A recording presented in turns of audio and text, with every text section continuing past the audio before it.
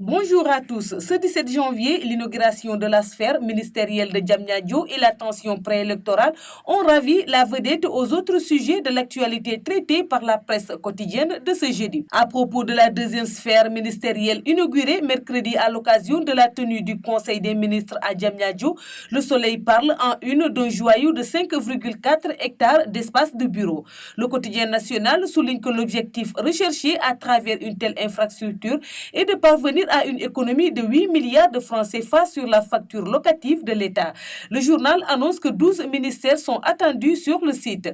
Le quotidien LAS écrit que le président Sall a profité de l'occasion pour inviter les agents de l'État et les usagers du service public à une utilisation judicieuse des sphères ministérielles sous peine de sanctions.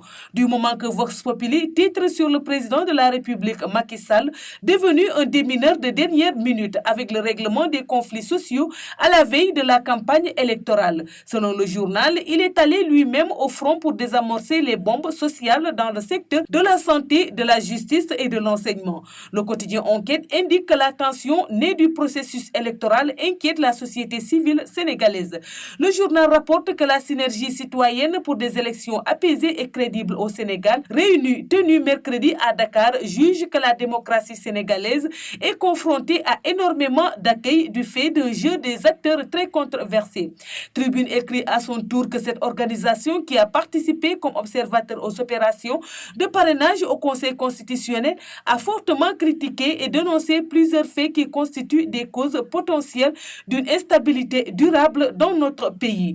Au sujet toujours de la tension préélectorale, l'observateur avertit que d'après Alioune Tine, directeur régional d'Amnesty International pour l'Afrique, les logiques qui sont à l'œuvre sont très inquiétantes et mènent inéluctablement vers la violence et le chaos. Le journal rapporte aussi des propos du médiateur de la République, Alioune Badara Cissé, selon qui, si les leaders politiques ne parlent pas à leurs militants, la situation risque d'empirer. Au sujet des manifestations des jeunes de l'opposition notées après le contrôle des parrainages par le Conseil, Sud Quotidien écrit que selon le directeur d'Amnesty International Sénégal, Seydi Gassama, elles sont la conséquence de mesures prises par les autorités depuis bientôt un an.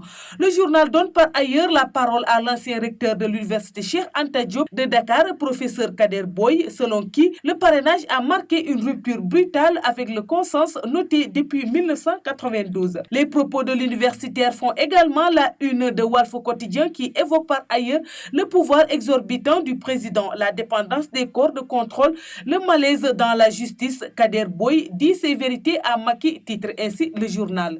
Le quotidien livre les explications d'Oxfam citées dans l'affaire de la compagnie britannique Tullow Oil, accusée d'avoir apporté un soutien financier à l'opposant Ousmane Sonko. Selon le journal, le président de l'ONG à Dakar est convoqué aux affaires étrangères.